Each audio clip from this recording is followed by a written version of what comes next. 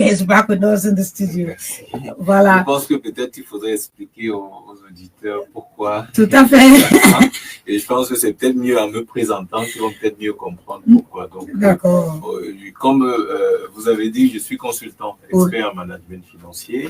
Et vous doutez bien que parallèlement, j'ai des partenariats. Donc, je suis formateur Commonwealth, dans le commerce.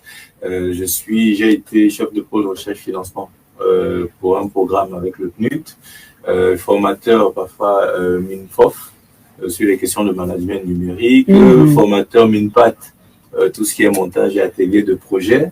Ce qui a nécessité donc que je me déplace. Je suis chargé d'accompagnement pour un incubateur aux entreprises, principalement l'incubateur Robotama. Il était donc question que j'ai un entretien avec un entrepreneur qui sollicitait un business plan. Et c'est pour ça que je suis donc parti. Je vous passe ces détails parce que je suis aussi analyste projet et conseil stratégique pour un groupe de la place ailleurs. Donc, honnêtement, c'est... Voilà, vous êtes... vos mains sont pleines, comme on dit souvent. On cherche l'argent. Ça ne blague pas, on cherche. Tout à fait, vous êtes financier. Un financier parle toujours l'argent. Ouais. Vous dormez, vous ne rêvez que de l'argent. Oui, je suis aligné, comme on dit d'abord. Aligné, oui, voilà. Être aligné. Voilà. Alors, Yves Alain, j'aurais peut-être voulu justement contribuer. Oui, vous l'avez suivi, oui, ce qu'il a dit, Olivier King a dit, effectivement.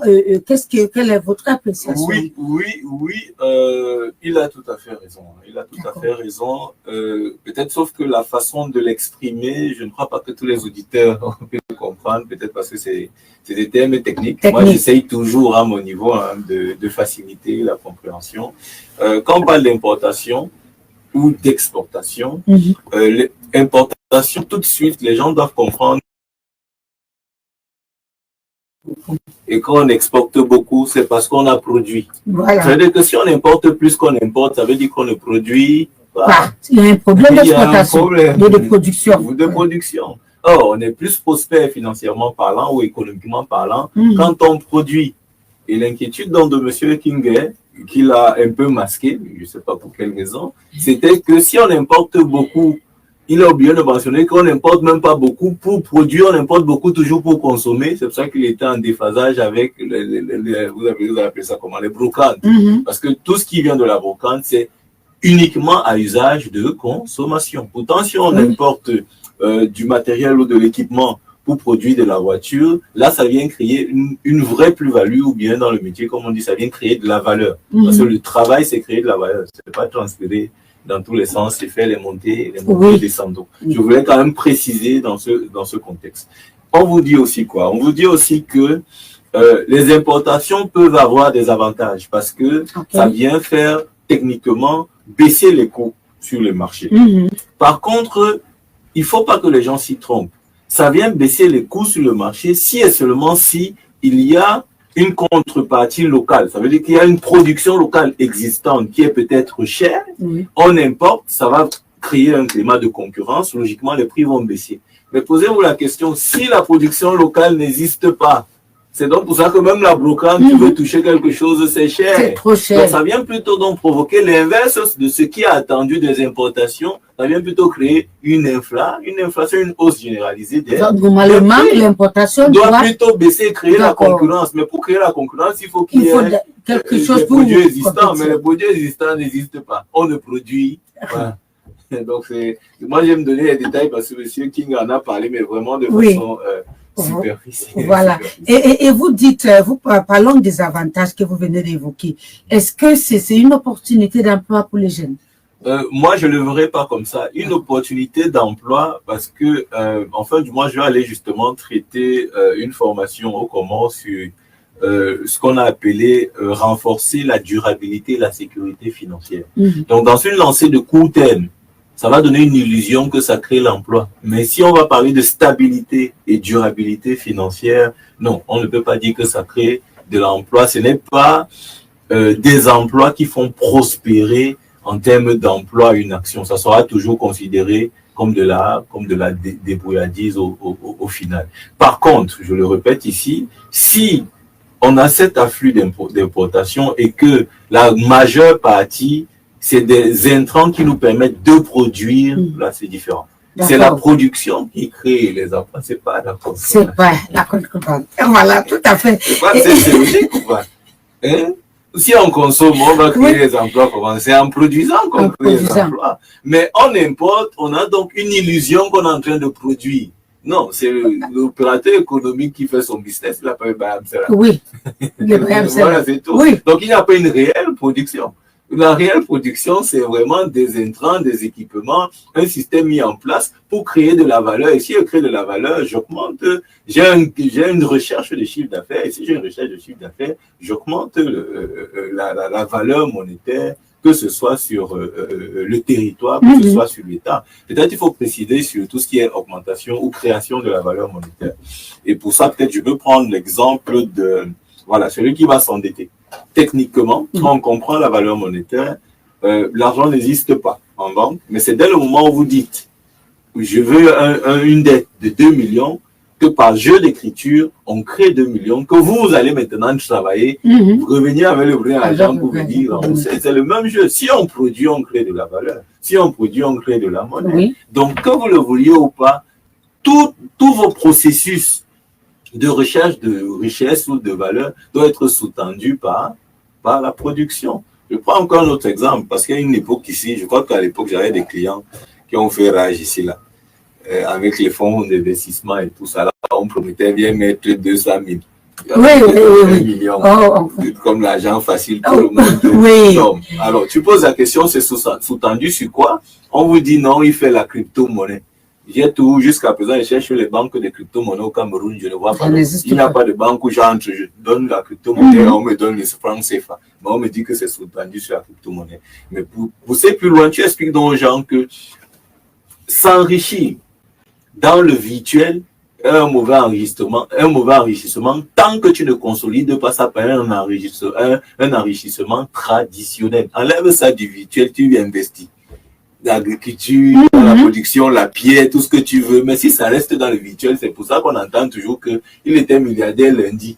Mais parce que la bourse a encore fait un genre, il est foiré vendredi. Parce qu'il n'a pas enlevé ça du virtuel pour consolider une richesse réelle. Donc, travailler, c'est produire de la valeur. Et que vous le vouliez ou pas, il faut produire de la valeur dans les réalisations. Et tout se passe sur tout ce qui est ressources et matériaux, tout se passe sur tout ce qui est immobilier, sur tout ce qui est agriculture. Je parle vraiment de la vraie production.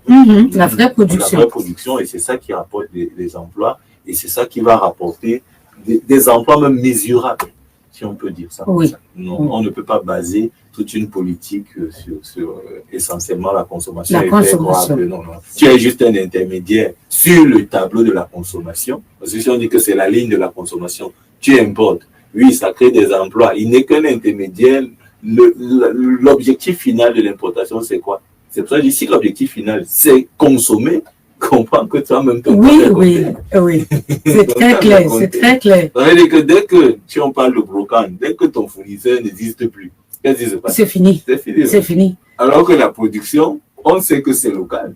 Nous, on va faire juste une politique de relance parce qu'on a de la ressource humaine capable de produire ce qu'on va consommer. Et là-bas, c'est différent. Donc, c'est un peu comme infini. On peut aussi observer ça dans quoi? On peut observer ça parce que dans la transmission de tout ce qui est savoir-faire. C'est là où on va observer qu'il y a des métiers, on dit ça va disparaître, et on lance dans une politique pour former une bande de jeunes pour que ça ne disparaisse pas. C'est toujours dans le cadre de la production. Donc, dès qu'on a une ressource humaine locale capable de transmettre ou d'exprimer un savoir-faire, on garantit la production à l'infini. Mais si on dépend toujours des brocantes et autres, voilà, ça donne des emplois, c'est juste un mythe. Et il y a de grandes chances que si on décide d'en faire une mission ou une vision étatique, on va mettre les moyens. Et il y a de grandes chances que le meuble qu'on va nous faire avec les mesures, que ce soit fiscales et réglementaires de loi des finances, il y a de grandes chances que le meuble qu'on va me faire ici au Cameroun puisse coûter moins cher que ce qui est importé. C'est juste une volonté, c'est juste définir ça comme une mission et on va prendre les mesures. Et voilà, vous avez évoqué quelque chose, alors que nous n'y sommes pas jusqu'ici, parce que les chaises, j'aime citer cette affaire parce que ça m'avait tellement touché. J'ai vu des chaises qu'un menuisier avait faites, c'était très joli, des canapés, quoi, mais il avait demandé 600 000 et le monsieur a dit c'était trop cher. Mais ce gars travaille avec les gens qui vendent dans les brocantes. Et maintenant, il a trouvé que c'est mieux que ces gens viennent acheter, ils sont comme forme de partenariat. Quand ils viennent maintenant, ils prennent les plastiques, ils mettent les chaises dedans, comme ça vient de l'autre côté, ils ferment les plastiques. Et quand ça arrive là-bas, on dit 1,5 million, on ne discute pas. On ne discute pas. Si vous savez, c'est pour cela qu'on est sur le terrain. Parce qu'en dehors de mon métier, j'ai beaucoup d'ateliers par des partenaires sur l'éducation financière. Donc, inconsciemment, vous venez de décrire l'importance de l'éducation financière. Il y a plein de personnes qui n'arrivent même pas à mesurer la valeur, qui mesurent la valeur justement sur ce qu'on appelle communément, actuellement, c'est quoi, le monitoring. Je crois que c'est l'expression qui circule maintenant sur les réseaux sociaux, le monitoring. Donc, vous voyez que pour ce monsieur-là, ce qui a de la valeur, c'est ce qui est dans le monitoring, le plastique, dans une salle climatisée. Alors que non, tu dois pouvoir avoir des indicateurs qui te permettent de reconnaître que cette tasse est de bonne qualité ou pas. Or, celui qui va donc refuser 600 000, comprenez qu'il ne connaît même pas ce qu'il achète. Il ne sait pas ce qu'il achète. Lui, il a besoin de certains indicateurs qui lui font croire. Les indicateurs qui lui sont propres. Voilà. Et on observe donc quoi? Donc, on observe des gens qui se plaignent que j'avais acheté à la brocante, ça n'a pas duré. Voilà. Vous voyez que ce n'est pas un problème d'argent ici, c'est un problème même de consommateurs. J'aurais aimé, je crois qu'on devait avoir un invité qui est président des consommateurs, malheureusement. Il devait mieux nous expliquer ça, que le consommateur doit devenir un consommateur rationnel. Et quand tu es un consommateur rationnel, tu payes à la juste valeur.